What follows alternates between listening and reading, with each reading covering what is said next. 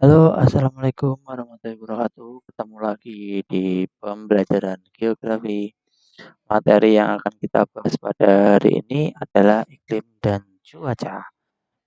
Kalau kita lihat, iklim dan cuaca yang ada di sekitar kita saat ini sedang tidak menentu ya.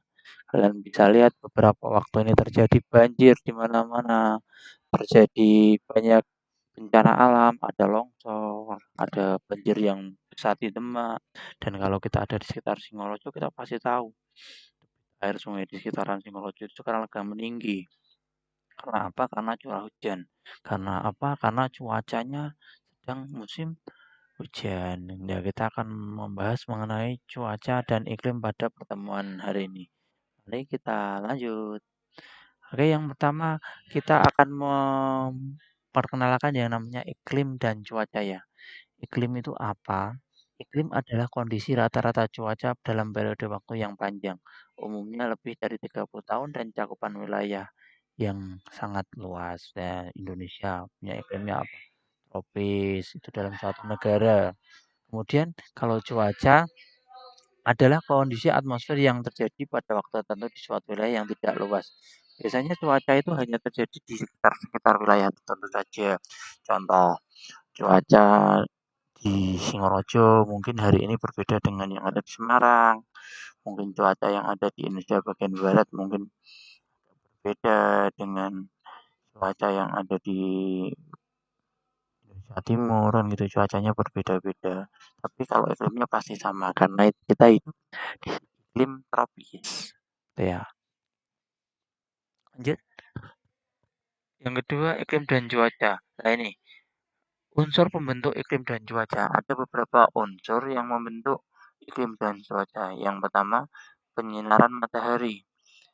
Faktor intensitas penyinaran matahari itu bisa mempengaruhi iklim dan cuaca di Indonesia. Yang pertama, ada sudut datangnya matahari, kemudian posisi garis lintang, kemudian relief bumi, dan jarak dari laut. Hal-hal tersebut adalah sesuatu yang mempengaruhi. Kita lihat, kalau kita berada di sekitaran laut ya, di sekitar laut, cenderung cuacanya itu panas ya. Nah, panas itu. Kalau kita ada di pantai itu kan kita bisa melihat ya, sudut datangnya matahari itu membentuk suatu hal yang kalau kita rasakan itu panas sekali. Relief muka bumi juga berpengaruh. Ketika kita ada di dataran tinggi, maka cenderung suhu yang ada itu lebih dingin.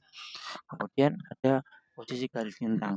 Semakin kecil garis lintangnya, maka suhunya juga semakin panas. Kan itu adalah salah satu hal yang bisa kita lihat dan kita maknai atau kita ambil gampangnya saja itu dari hal tersebut. Kemudian iklim dan cuaca ini masih ada lagi yang kedua unsur pembentuk iklim dan cuaca adalah suhu udara. Faktor yang mempengaruhi suhu udara adalah sudut datangnya matahari, kemudian lamanya penyinaran, keadaan awan, ketinggian tempat, perbedaan garis lintang itu juga menjadi sebuah hal yang mempengaruhi suhu udara. Sudut datangnya matahari seperti tadi di mana kita berada, kemudian lamanya penyinaran matahari. Contoh di Indonesia itu penyinaran matahari itu rata-rata ada di angka 12 jam kurang lebih ya. Dari pagi sampai sore sampai maghrib itu kan kita bisa lihat. Nah, kemudian keadaan awan, ketinggian tempat. Lah, ini ketinggian tempat itu juga berpengaruh untuk iklim dan cuaca. Kalau kita lihat di daerah mana ya itu ya? Di daerah Nepal sana, nah itu kan es gitu ya. Nah, cuacanya cenderung seperti itu. Beda dengan daerah kita yang tropis, gitu ya.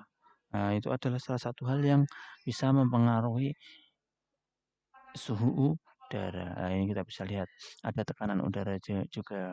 Tekanan udara dipengaruhi oleh suhu dan ketinggian tempat. Ini alat yang digunakan untuk mengukur tekanan udara. Kemudian selanjutnya iklim dan cuaca itu juga dipengaruhi oleh angin. Ya, kalau kita lihat ada beberapa hal ini gambarnya apa ini? Ini gambarnya pembangkit listrik tenaga angin ini yang ada di Amsterdam sana di Belanda sana ya. Karena di sana sangat banyak sekali angin dan kekuatannya lebih tinggi. Faktor-faktor yang mempengaruhi kecepatan angin yang pertama adalah gradien barometrik, ketinggian tempat, posisi terhadap garis lintang. Dan Kalau angin itu juga ada jenisnya, jenis angin tetap ya, angin pasat dan anti pasat. Kemudian ada lagi jenis angin yang tidak tetap, yaitu angin darat, angin laut, angin muson, dan angin fon. Nah, itu adalah jenis-jenis angin.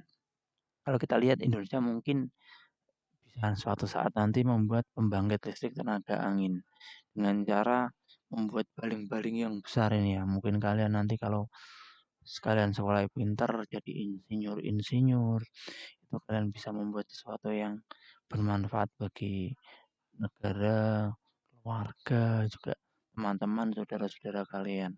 Makanya pentingnya menjadi orang yang punya dedikasi itu seperti itu. Jadi kalau kalian sekolah, ya kalian harus ikut sekolah dengan baik. Jangan sampai kalian sekolah cuma sampai bangku tok. Setelah itu mandek, anteng gitu aja, tidak berbuat apa-apa untuk sekolah. Jangan sampai seperti itu. Maksimalkan yang ada di kehidupan kalian itu menjadi sesuatu yang baik. Sehingga kalau sesuatu itu bermanfaat, kalau dalam agama Islam itu nanti kalian meninggal aja nanti manfaat yang kalian berikan itu nanti akan terus ada dan membuat pahala kalian terus bertambah. Tapi ketika manfaat itu atau sesuatu itu membuat malapetaka, maka dosanya itu sampai kalian meninggal pun akan terbawa. Nah, ini dosa jariah dan amal jariah itu kan katanya kalau dalam pelajaran agama Islam. Selanjutnya, kalau kita lihat iklim dan cuaca itu juga dipengaruhi oleh awan. Ini kita bisa lihat awan tinggi ya, atau awan cirrus, awan cirrotrakus, cirrocumulus, dan ada lagi awan menengah, awan altocumulus, kemudian altostratus, kemudian awan rendah ada di awan stratocumulus, ada awan stratus dan awan nimbus stratus. Kemudian ada awan karena udara yang naik, yaitu awan cumulus, awan cumulonimbus, dan itulah jenis-jenis awan. Awan yang paling berbahaya itu kalau dalam penerbangan itu ada awan cumulonimbus. Itu konon ceritanya membahayakan penerbangan nanti. Tiba-tiba seringnya kecelakaan pesawat itu disebabkan awan karena udara naik gitu ya. Itu awan cumulonimbus. Ya itu bisa di penerbangan sangat menakutkan itu awan-awan tersebut. Kemudian kita lihat unsur pembentuk iklim cuaca yang selanjutnya adalah kelembapan udara. Jumlah uap air dalam udara, kelembapan udara dipengaruhi oleh suhu. Semakin tinggi suhu udara, maka kandungan uap air semakin besar. Nah, ini kita lihat ada di gambarnya ya, ini sedang cuacanya hujan. Nah, hujan itu juga penting ya. Kalau tidak ada hujan ya tanaman pasti mati kan gitu. Pasti kekeringan. Kalau kita lihat kemarin bulan sebelumnya itu kita lihat ada beberapa bulan itu kering sekali. Bahkan sampai di sekitar Singorojo itu airnya surut. Nah, kesulitan kalau di daerah-daerah yang tingkat airnya rendah seperti daerah di sekitaran mana itu Gunung Kidul dan sebagainya, itu kasihan itu ya. Airnya susah, orang mau makan juga susah, mau minum juga susah, mau menanam susah. Makanya orang-orang di sekitaran di daerah Blora, Gunung Kidul itu kalau musim-musim seperti musim kemarau, mereka cenderung pergi ke kota untuk mengadu nasib ke Jakarta terutama. Jadi kalau musim-musim hujan mereka pulang lagi, kemudian mereka bercocok tanam atau menanam tanaman yang bisa hidup pada musim itu. Seringnya Pak Jati punya pengalaman di suatu daerah di sekitaran Blora, itu bahkan ketika tidak ada hujan, mereka beli air kemudian dimasukkan ke dalam sumur. Karena apa? Karena mereka nggak punya tampungan seperti tempat penampungan kita. Karena dari segi ekonomi orang-orang di sana itu ya non sewu, ekonominya masih sangat kurang lah. Karena ya kita bisa lihat lagi UMR di daerah sana itu mungkin dengan Semarang itu mungkin hampir separuhnya biayanya, biaya hidupnya. Jadi mereka itu belum terbiasa hidup seperti orang-orang kota. Jadi huniannya itu masih sangat sederhana. Bahkan jadi pernah melihat huniannya mereka itu masih satu tempat dengan binatang ternak. Jadi satu rumah itu masih ada binatang ternaknya. Bahkan 5 tahun atau 10 tahun yang lalu itu Pak Jati masih menangi buang air besar itu masih di sungai atau di sawah. Jadi kalau yang nggak terbiasa itu nggak bisa. Ya itu adalah salah satu hal yang masih ada sampai sekarang. Kemudian kalau kita lanjut,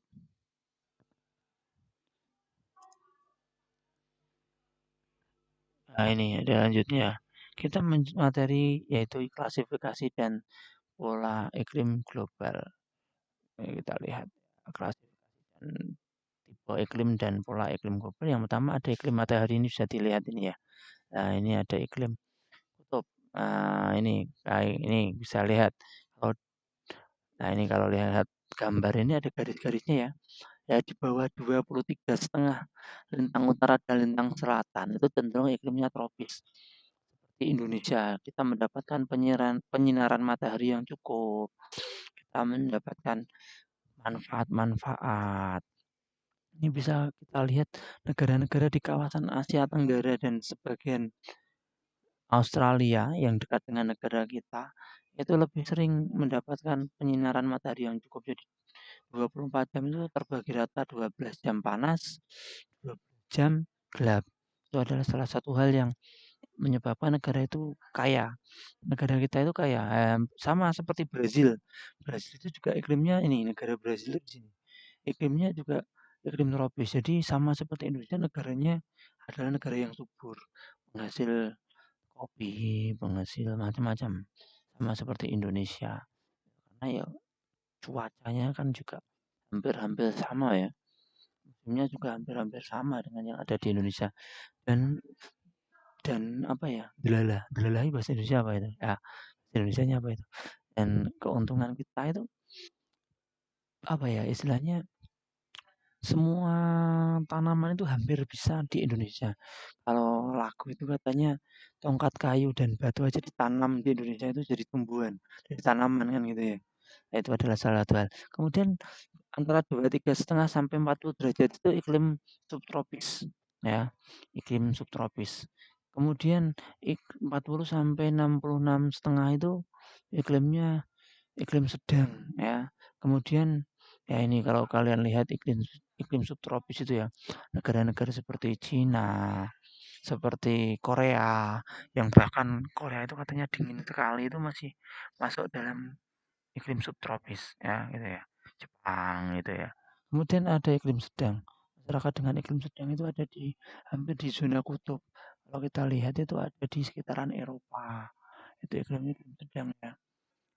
Itu dingin ya, udah masuk kategori dingin sih. Tapi masih dalam rentangan iklim sedang. Kalau yang tadi adalah iklim kutub, yaitu ada di kutub utara dan kutub selatan. Kemudian ya ini kita bisa lihat iklim. Kalau kategori iklim itu ada iklim di iklim matahari ini ada iklim fisis ya. Iklim fisis itu dibagi beberapa, yaitu ada iklim laut. Iklim laut terletak di wilayah yang dikelilingi lautan. Nah, contoh Indonesia ini juga masuk di iklim laut ya, penguapannya tinggi, kelembabannya sangat tinggi. Kemudian ada iklim darat. Wilayah iklim darat itu daerah yang tidak dipengaruhi oleh angin laut, kelembaban udaranya sangat rendah. Kemudian ada iklim gunung, itu ada di sekitaran dataran tinggi. Hujan banyak terjadi di sekitaran lereng. Jadi kalau kita hidup di sekitaran pegunungan atau gunung itu sering terjadi hujan. Biasanya kalau kita ada di daerah Bandungan gitu ya. Bandungan itu contoh daerah yang tinggi itu lebih sering hujan dibandingkan di daerah yang sekitaran Kendal sana di laut. Lebih jarang kan gitu. Kemudian ada iklim musim. Iklim musim terdapat di wilayah yang dilalui oleh angin musim. Ini adalah gambaran iklim fisis. Kemudian selanjutnya ya ini. Nah, ini ada iklim Koppen. Nah, ini kita klasifikasikan. Nah, ini ya. Nah, diklasifikasikan ada beberapa. Yang pertama ada iklim tropis, iklim hutan hujan tropis. Lah Indonesia itu katanya dan hutan tropisnya dulu terbesar ya, terbesar di dunia. Kemudian ada iklim sabana tropis. Kemudian ada iklim pertengahan antara hujan dan tropis, itu adalah iklim Indonesia itu seperti itu. Kemudian ada iklim kering atau stepa dan gurun. Kalau di Afrika sana kita lihat banyak tempat-tempat gurunnya. Kalau kita bandingkan dengan Indonesia, kehidupan masyarakat Afrika itu sangat sulit ya.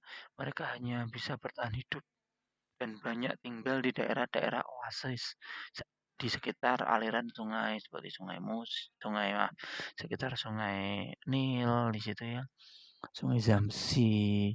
Ya, kalau orang-orang di sekitaran Gurun Sahara itu juga kesulitan hidupnya.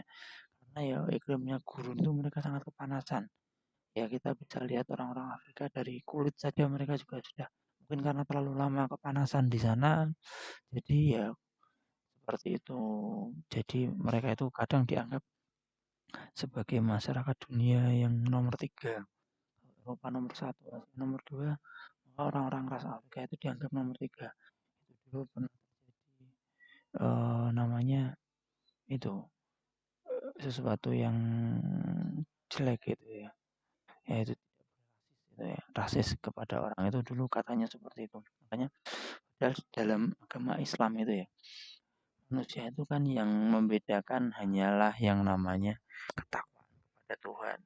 Kan kalau kita hidup dan bertakwa kepada Tuhan, itu adalah sesuatu yang membedakan. Semakin takwa kita kepada Tuhan, kalau dalam ajaran Islam itu manusianya semakin tinggi derajatnya. Kemudian ada iklim sedang hangat, ada iklim lembab, musim dingin kering.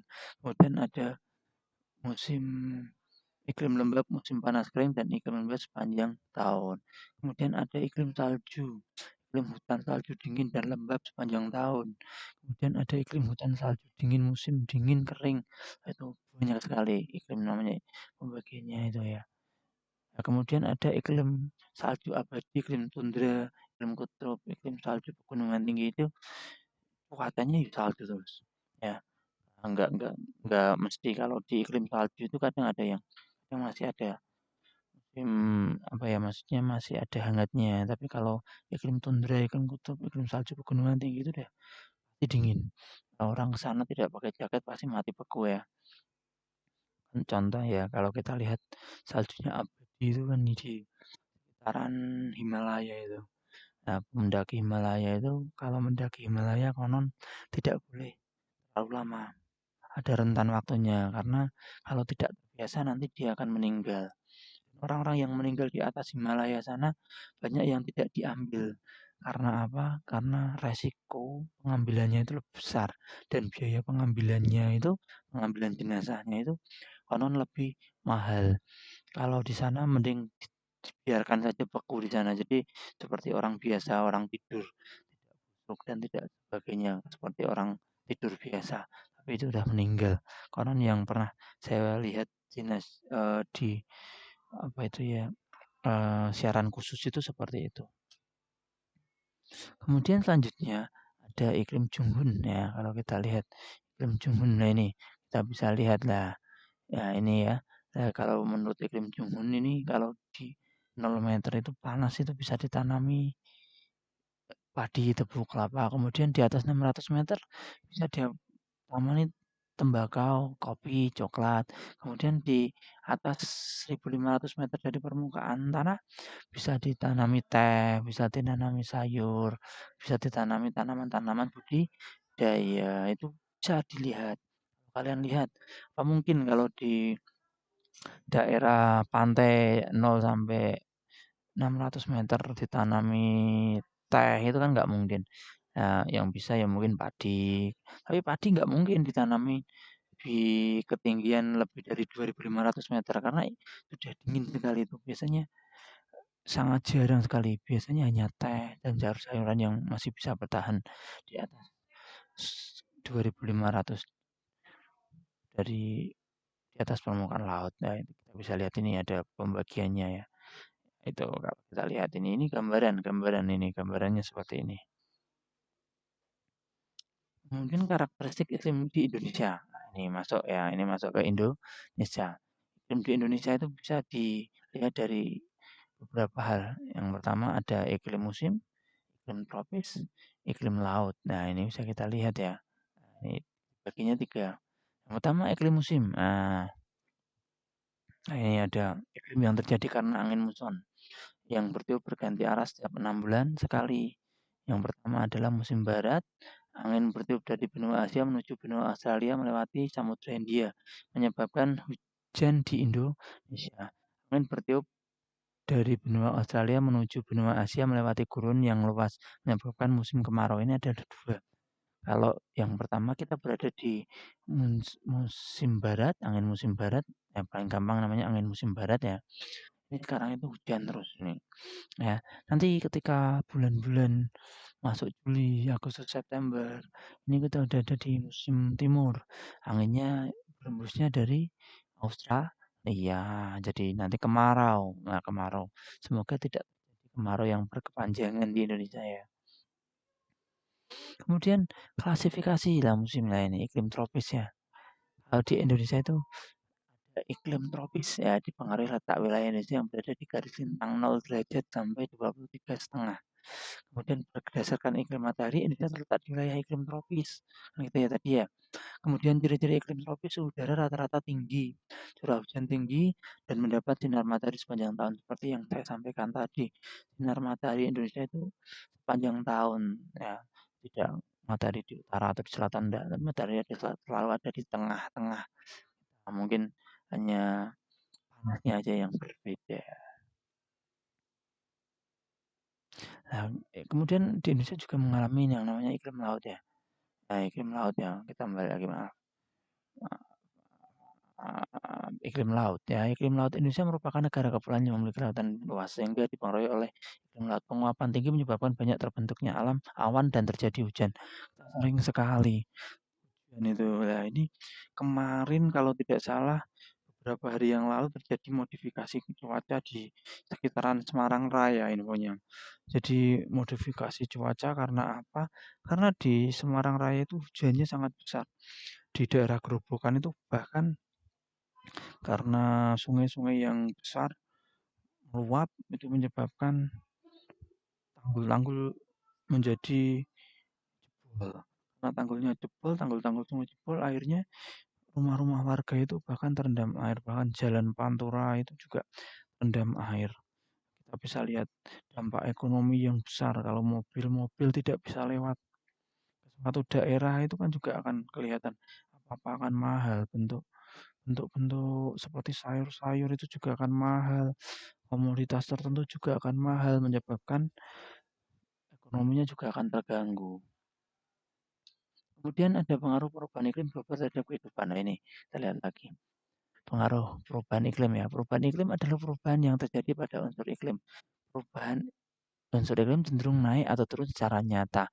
Misalnya curah hujan menjadi lebih besar dari biasanya, lebih panas. Kalau kita lihat ya, ini bisa kita lihat kan kita beberapa waktu ini mendapatkan materi perubahan iklim ya.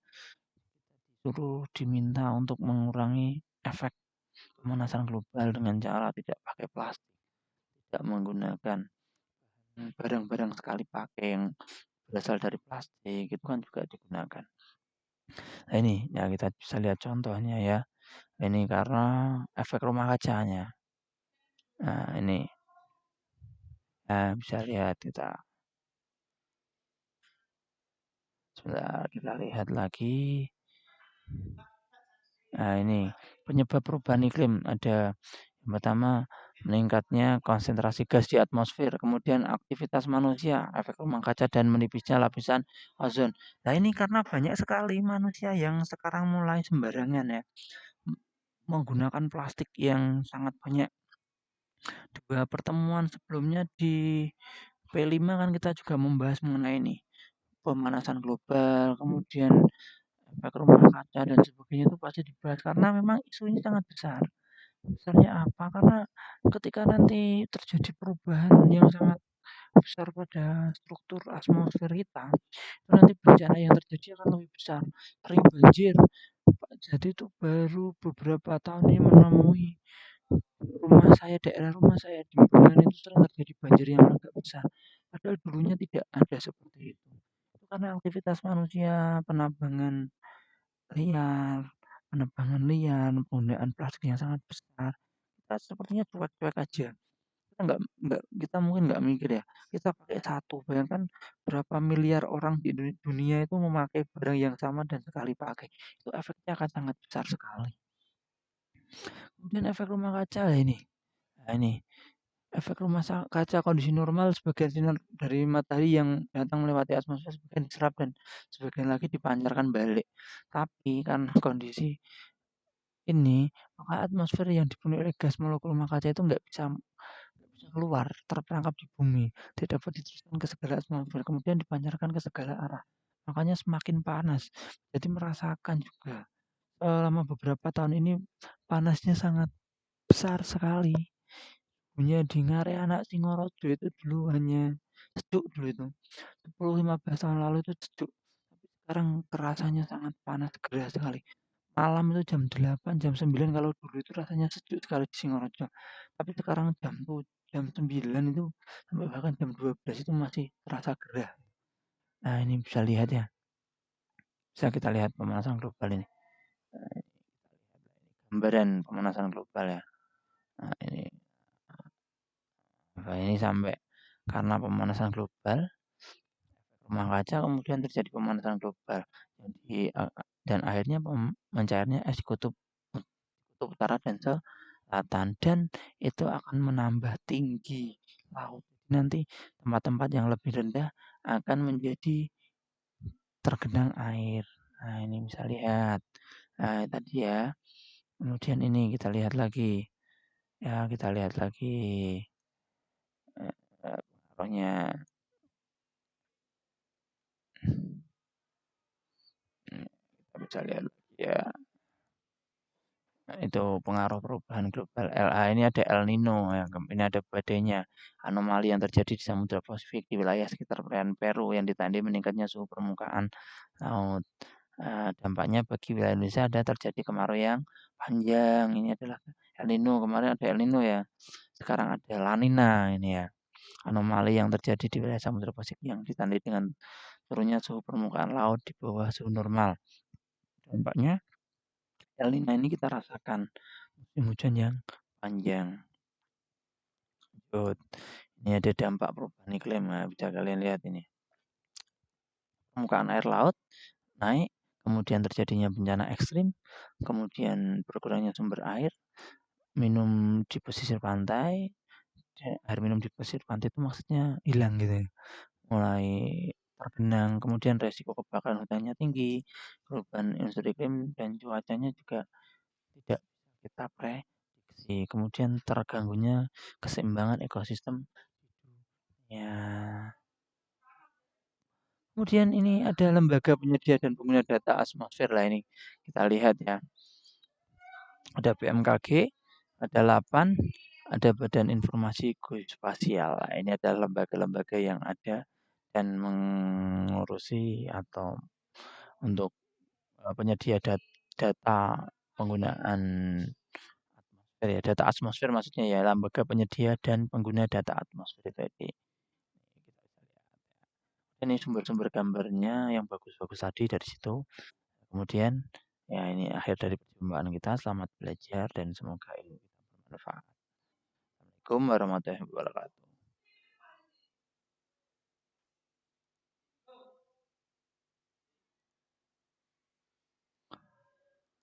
Selesai.